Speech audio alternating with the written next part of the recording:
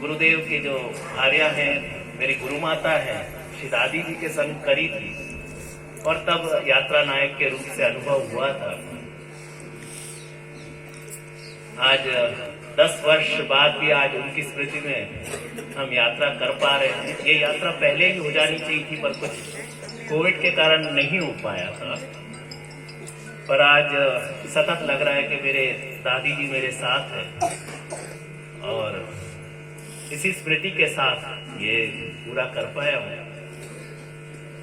आप सब भी ब्रज यात्रा के साथ कुछ न कुछ स्मृति लेके ही जा रहे होंगे, पर जहां जहां जिस लीला स्थली में आप लोग गए उनका स्मरण जरूर कहीं ना कहीं लिखना आप लोग, क्योंकि कुछ समय के बाद ये विस्मृत हो जाएगा और इतने मधुर जो है, जो स्मरण है, संस्मरण आपने एकत्रित किए हैं। जैसे रास में माला टूटी मोती की आपने बीनी है और उसकी एक छोटी सी माला बनाना अब आपका कर्तव्य है, क्योंकि मोती तो बीन के जा रहे हैं, पर अब उसकी माला बनाना, इसको स्मृति में रखना, क्योंकि प्रभु की लीला स्थली और फिर प्रभु के महात्म्य के लीला में क्या क्या आपके करा, कहाँ स्थल, जब तक वो दर्शन नहीं हो पूर्ण सेवा हो ही नहीं सकती। सौभाग्य से आप सबने लीला स्थली के दर्शन किए, महात्म्य भी जाने। अब उनके कीर्तन करते करते अब सतत जब भगवत सेवा आप करोगे तभी आपकी सेवा परिपूर्ण होगी। पुनः आप सबके यहाँ पे भी बहुत सारी माला पैरावनियां भी हुई थी, कई जीव लीला प्रवेश किए और वहां भी मेरे को बोलने का मौका नहीं मिला कि जो माला पैरावनी भी है वो क्रम ऐसा है कि कृष्ण भट्ट थे, उज्जैन रहते थे और श्री जी की सेवा में यहाँ पर बहुत समय सेवा आपने खुद की थी और वृद्ध होने के कारण आप अब उनका मन में जो है वो आखिरी यही थी कि मैं श्री जी के दर्शन में पहुंचूं। तो गोकुल भट्ट जी जो हैं उनको कही कि मुझे उज्जैन से यहाँ गिरिराज जी पहुंचाओ। तो वहां से वो निकले और बीच रास्ते में ही उनको देह त्यागना पड़ा। अब गोकुल भट्ट जी के मन में ऐसा था कि इतने बड़े भगवती है और उन्होंने संकल्प किया था कि मैं श्रीनाथ जी की सेवा तक जाऊंगा, सेवा नहीं तो कम से कम उनके दर्शन तक पहुंचूंगा और यहाँ देह त्यागूंगा। मध्य में कैसे त्याग दिया। अब वहां पे गोकुलनाथ जी ऐसा प्रसन्न बना, उसी समय और उसी टाइम सबने देखा कि कृष्ण भट्ट जो है वो अंदर, आपने तो दर्शन किए ही मंदिर में, मंदिर के अंदर गए, अंदर से बाहर जाने का रास्ता नहीं है, आपने सबने देखा होगा। सबने देखा कि सब कृष्ण भट्ट जो है, तो गोकुलनाथ जी ने भी देखा सब अंदर गए और सबने गोकुलनाथ जी से विनती की कृष्ण भट्ट तो अंदर गए और तब से बाहर ही नहीं आए, तो ताला मंगल करे कि नहीं करे। फिर और ढूंढवाया, नहीं मिले, तो उनको चिंता हुई, तो उन्होंने गोकुल भट्ट को पत्र लिखा कि इतने बजे इतने समय यहाँ सबने उनको अंदर जाते हुए देखा, वो कहाँ गए, तो आपको कुछ पता है। तब ये जो गोकुल भट्ट ने जब पत्र वाचा तो इतना आनंदित हुए और उन्होंने पत्र में जो हुआ वृत्तांत वो वापस लिखा और जब वो यहाँ आए तो उसको उत्सव मनाया कि नहीं, जब आपने संकल्प किया है, श्री वल्लभ ने हाथ पकड़ा है तो जीव तो लीला प्रवेश करेगा ही। तो इस कारण से उन्होंने उत्सव किया, सब वैष्णव को बुलाया, कीर्तन मंडली की महाप्रसाद दिवाया। महाप्रसाद दिवाने के उपरांत उस समय जो आपको रेडीमेड कंठियां नहीं मिलती थी, कंठी खुद पोते थे और वो बहुत मुश्किल होती थी पोने में। उनके परिवार ने जितने वैष्णव को बुलाया सबके लिए कंठी पो के रखी थी। तो जैसे आज मैंने रिटर्न गिफ्ट में आपको ये दिया है, ऐसे वो माला पैरावनी का नाम ये रिटर्न गिफ्ट जो है उस समय गोकुल भट्ट ने कृष्ण भट्ट के पीछे दी। तो इसके लिए माला पैरावनी शब्द आया कि जब आप वैष्णव को बुलाते हैं, महाप्रसाद लेवाते हैं और उसके बाद कुछ दे, तो कंठी से उत्तम वस्तु कुछ हो नहीं सकती वैष्णव के लिए, क्योंकि यही तो मंगल सूत्र है अपना कृष्ण के लिए। तो ये प्रसंग से ये समझ में आता है कि देखो यही स्थली थी, यही तो आप पधारे थे। तो जो जो जीव के, चाहे कैसे भी जीव हो, अगर उनकी माला पैरावनी यहाँ हो रही है या हम उनको कोई भी प्रकार से याद कर रहे हैं, तो जीव की तो गति उत्तम होनी है।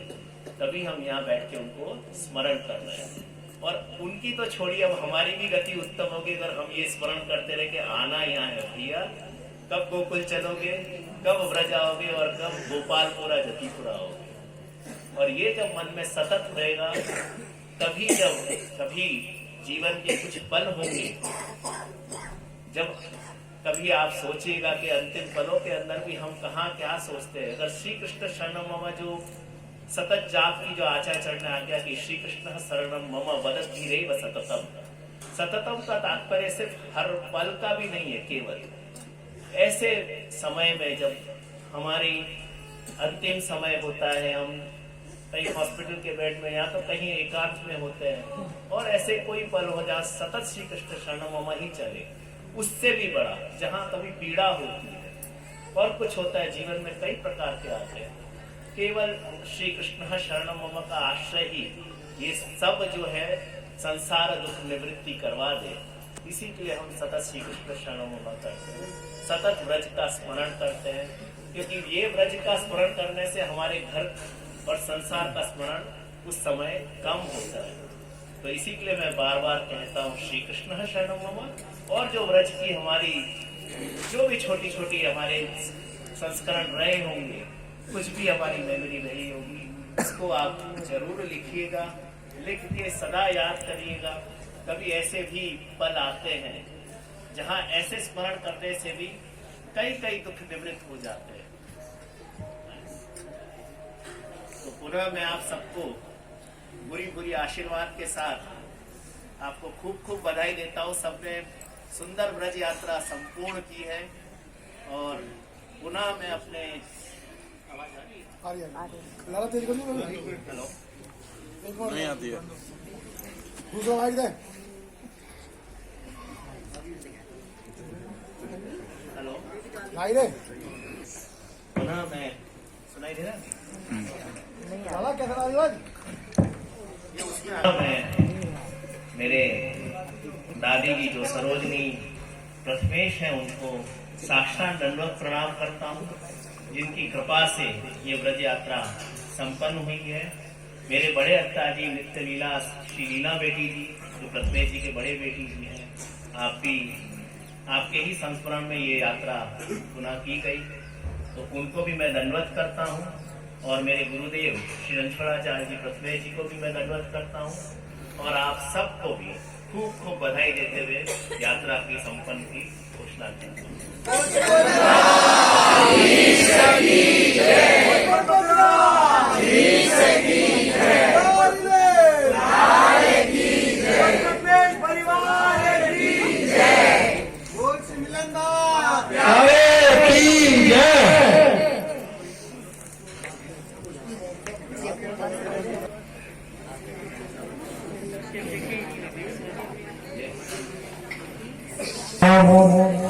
जाने कहाँ से वैष्णव आए, अपने गुजरात से, महाराष्ट्र से, हैदराबाद से, बहुत हरियाणा से भी, यूके से, लंदन से, सब बाबा साहब के पीछे खींचे चले आए कि हमारे राजा यात्रा करने जा रहे हैं, हम भी चलेंगे। और सबने खूब आनंद लिया है, 16 दिन ब्रजवास किया है बाबा साहब के सानिध्य में, बाबा साहब की कृपा में। ऐसी ही कृपा मैं तो आज विनती करूंगा कि वैष्णव बढ़ती दी जाए, और हर साल ऐसे ही आनंद आते रहे ब्रज में। कलकत्ता से भी आए हैं मितू राजा, उनके सानिध्य में भी हम यहाँ उपस्थित है सभी।